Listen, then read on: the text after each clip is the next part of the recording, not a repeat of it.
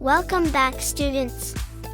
Today, we're going to learn how to write the alphabet, both in capital and small letters.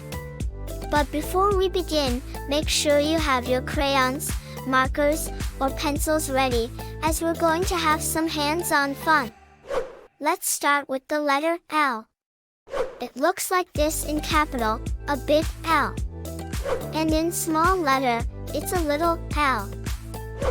To write the capital letter L, follow simple steps. 1. Start at the top of the paper, just below the first line. 2. Draw a vertical line straight down to the third line. 3. Add a short horizontal line to the right at the bottom of the vertical line, forming a right angle. 4. Lift the pencil. To write the small letter L. 1. Start at the top, just below the first line. 2. Draw a vertical line straight down to the third line. Make sure the line is not too long, just the right size.